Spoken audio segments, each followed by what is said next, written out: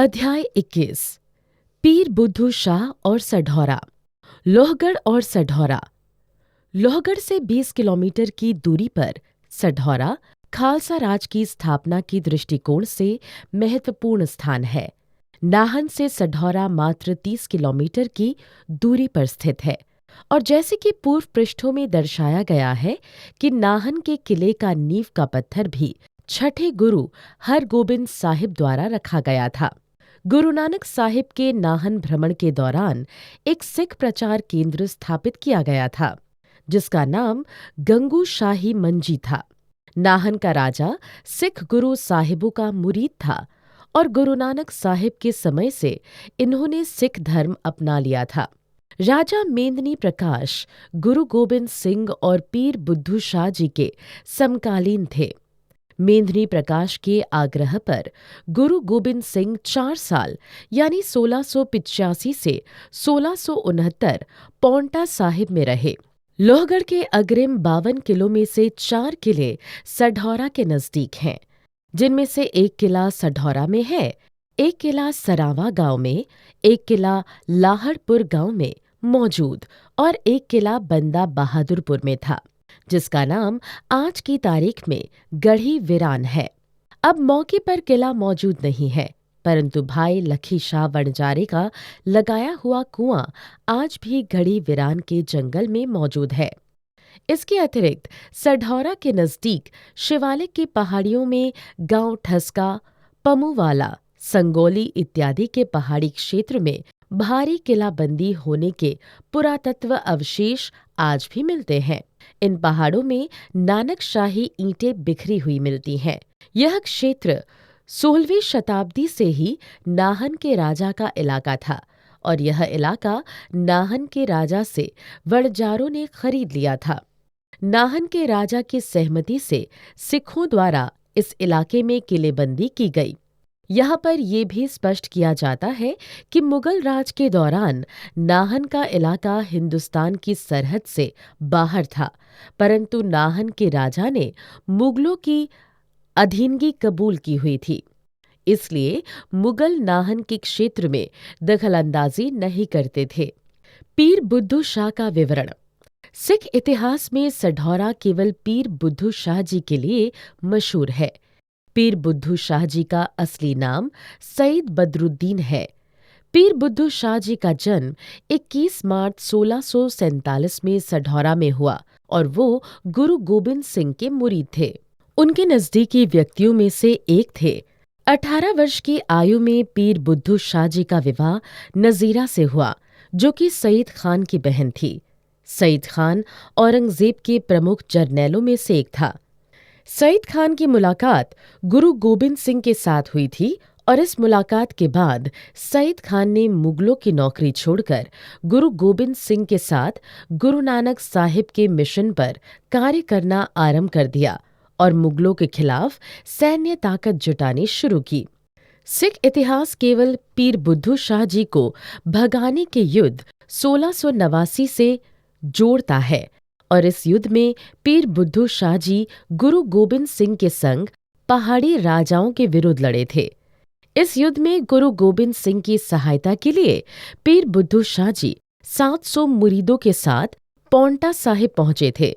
इस युद्ध में पीर बुद्धू शाह जी के पिता सईद गुलाम शाह व उनके 2 बेटे, जिनका नाम सईद मोहम्मद शाह और सईद अशरफ शाह भी शहीद हुए थे। पौंटा साहिब में इस युद्ध के समाप्त होने के उपरांत गुरु गोबिंद सिंह द्वारा पीर बुद्धू शाह जी को एक पगड़ी और एक कंघा भेंट किया गया। 1704 में उस्मान खान कोतवाल परगना सढौरा के द्वारा पीर बुद्धू शाह जी को गुरु गोबिंद सिंह की सहायता करने की वजह के कारण शहीद किया गया। इसके अलावा पीर बुद्धू शाह जी और सढौरा को लेकर कोई इतिहास उपलब्ध नहीं है। खलीफा मोहम्मद 4 रोम इटली की तलवार पीर बुद्धू शाह द्वारा गुरु गोबिंद सिंह को भेंट करना। सन 1689 में गुरु गोबिंद सिंह पौंटा साहिब से आनंदपुर साहिब गए तो वर्तमान जिला यमुनानगर के कई स्थानों से होते हुए जिला अंबाला और बाद में आनंदपुर साहिब पहुंचे। हैरान करने वाली बात यह है कि इतिहासकारों द्वारा गुरु गोबिंद सिंह के सढौरा आगमन से संबंधित कोई भी दस्तावेज पेश नहीं किया गया और न ही किसी धार्मिक संस्थान ने उनकी सढौरा यात्रा को लेकर गुरु गोबिंद सिंह की याद में कोई गुरुद्वारा साहिब का निर्माण किया। भाई काहन सिंह नाभा ने अपनी किताब महान कोश के पन्ना नंबर 251 पर एक महत्वपूर्ण जानकारी दी है, जिसमें दर्शाया गया है कि सन 1689 में जब गुरु गोबिंद सिंह सढौरा पहुंचे तो पीर बुद्धू शाह जी ने खलीफा मोहम्मद IV रोम इटली की भेजी हुई तलवार गुरु गोबिंद सिंह के चरणों में भेंट की। अब प्रश्न ये उठता है कि खलीफा मोहम्मद IV की तलवार सढौरा क्यों और कैसे पहुंची, तथा नई सामने आई शोध से ये पता चलता है कि इटली में कई जगह का नाम टांडा है और टांडा शब्द वणजारों के साथ जुड़ा हुआ है। 16वीं शताब्दी के शुरुआत में गुरु नानक साहिब ने रोम का भ्रमण किया और वहां के राजाओं ने सिख विचारधारा को अपनाया। इस वाक्य से ये भी स्पष्ट होता है कि 18वीं शताब्दी के रोम इटली का राजा सिख विचारधारा से जुड़ा हुआ था। उन्होंने अपनी शाही तलवार 10वें नानक के चरणों में भेंट करने के लिए वणजारों को दी। ये तलवार पीर बुद्धू शाह जी के पास खलीफा मोहम्मद IV ने इसलिए भिजवाई क्योंकि पीर बुद्धू शाह जी हजरत मोहम्मद शाह के वंशज में से थे। यहाँ ये भी स्पष्ट किया जाता है कि जब एक राजा किसी दूसरे व्यक्ति के चरणों में तलवार भेंट करता है तो इसका अर्थ साफ होता है कि राजा हर तरह से उस व्यक्ति को समर्पित हो चुका होता है। जरनैल बंदा सिंह बहादुर का सढौरा पर कब्जा। दिसंबर 1709 में समाना, थानेसर, दामला, मुस्तफाबाद, बूडिया, खिजराबाद इत्यादि जीतते हुए जरनैल बंदा सिंह बहादुर सढौरा पहुंचे और 3 घंटे की जंग के बाद सढौरा में मुगलों के जरनैल उस्मान खान को मार गिराया तथा सढौरा पर अपनी मोर्चाबंदी मजबूत की। फारसी के ऐतिहासिक स्रोत अखबारे दरबारे मौला दिनांक 12/5/1710 और अंबर के वकील की रिपोर्ट यह दर्शाती है कि 1710 में सढौरा शहर में जरनैल बंदा सिंह बहादुर के नेतृत्व में 70,000 घुड़सवार फौज खड़ी हुई थी। इस सिख फौज ने मुगल बादशाह बहादुर शाह की शाही फौज को लोहे के चने चबवा दिए थे।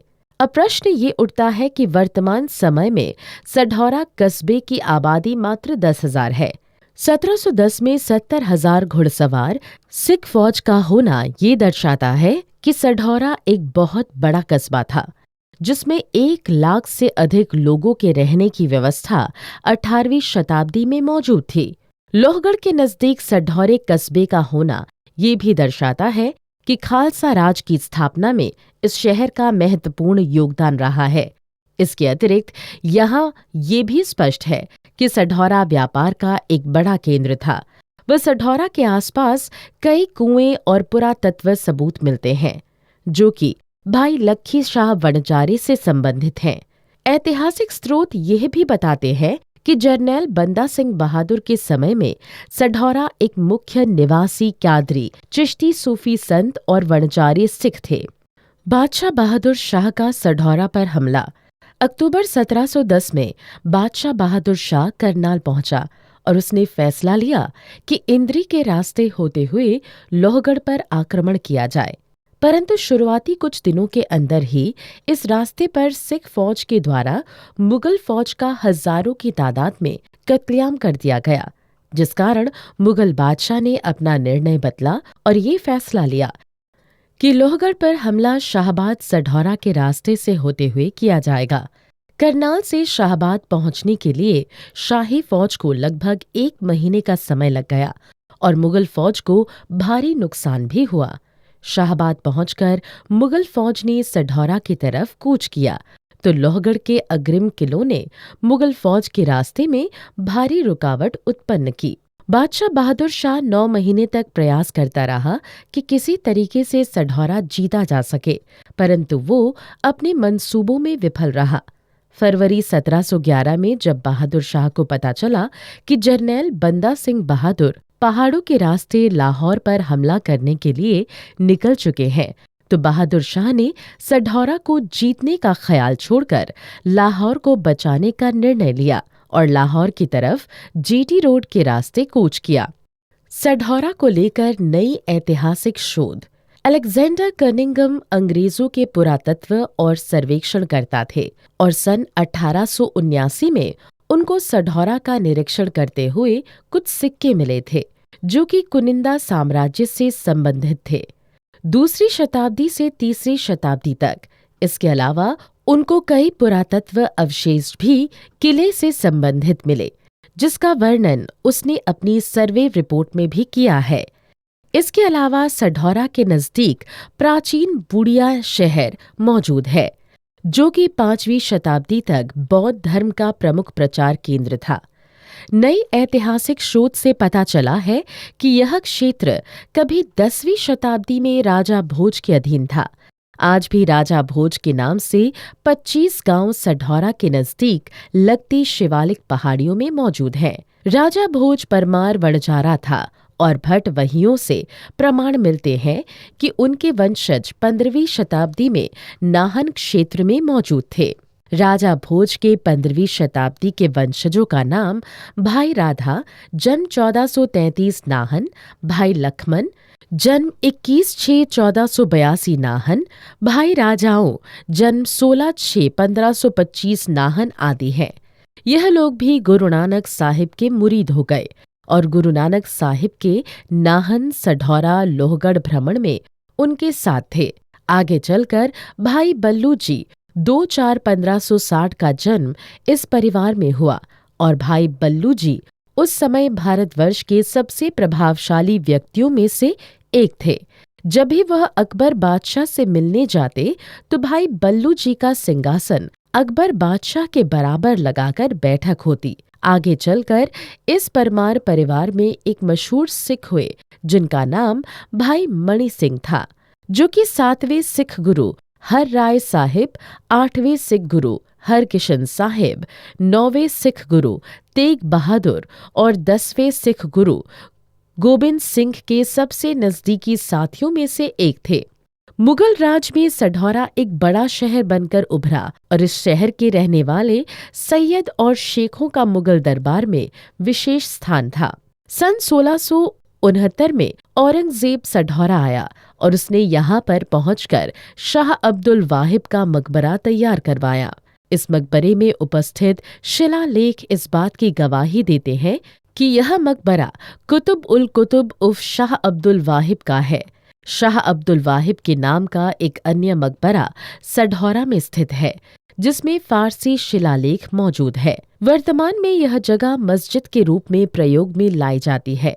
आज के दिन भी यह मज़ार सढौरा के बाहर खड़ी है और इस मज़ार को रोज़ा पीर के नाम से जाना जाता है। फारसी के ऐतिहासिक स्रोत ये भी बताते हैं कि सढौरा दूसरा काबा है। अब सोचने वाला विषय ये है कि सढौरा मुसलमानों के लिए इतना पवित्र स्थान कैसे बन गया और किस तरह औरंगजेब जैसे बादशाह को यहाँ आकर पीरों की मज़ार तैयार करनी पड़ी।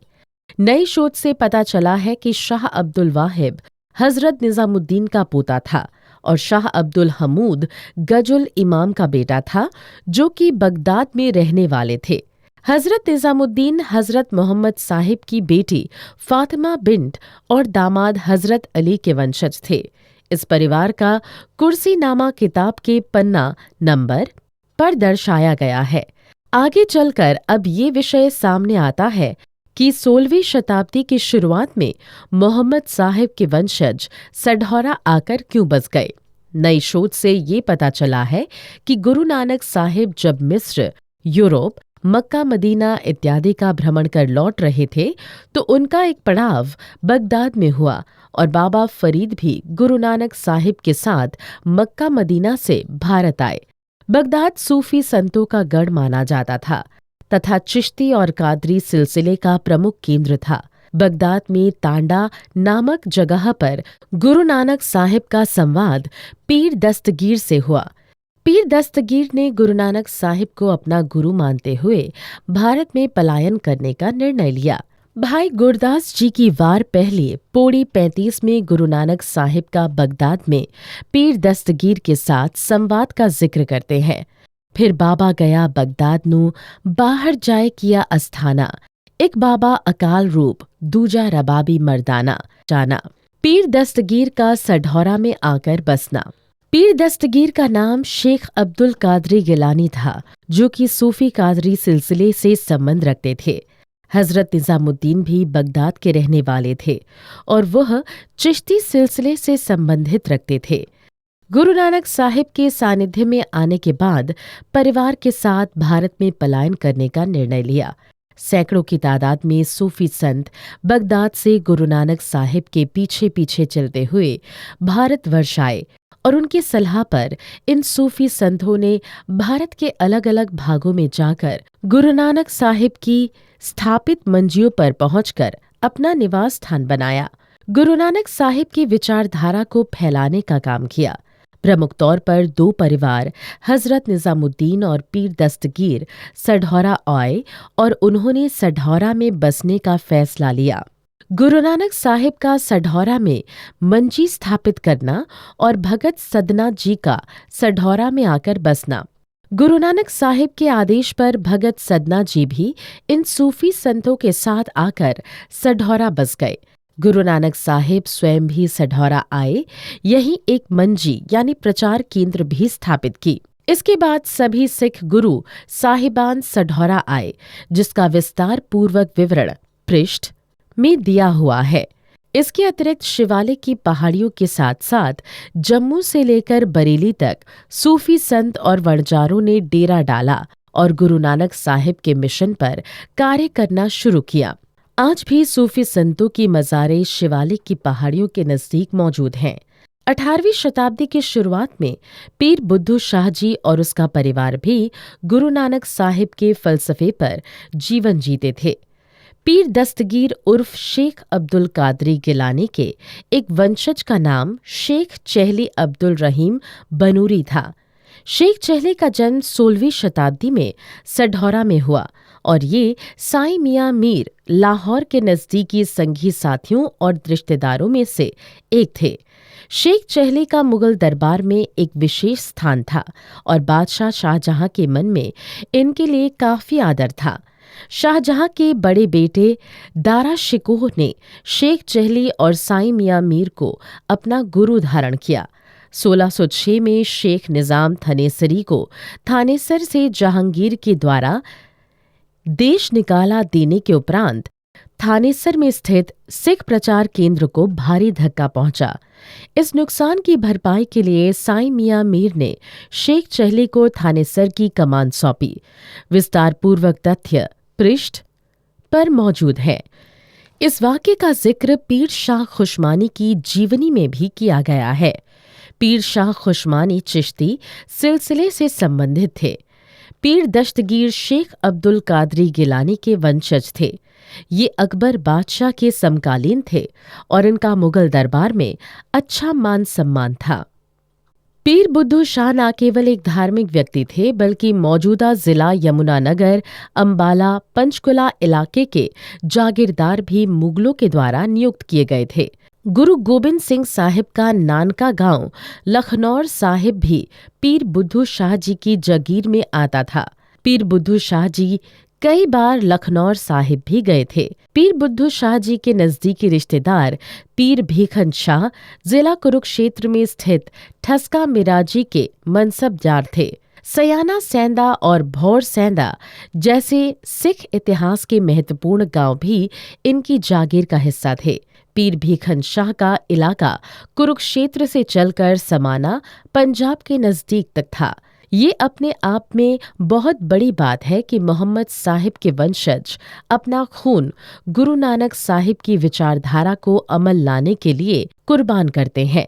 लगभग 2 शताब्दियों तक गुरु नानक साहिब की विचारधारा पर कार्य करने के बाद गुरु गोबिंद सिंह और जरनैल बंदा सिंह बहादुर के प्रमुख सीपेल सलार बनकर हलीमी राज की स्थापना में प्रमुख योगदान देते हैं।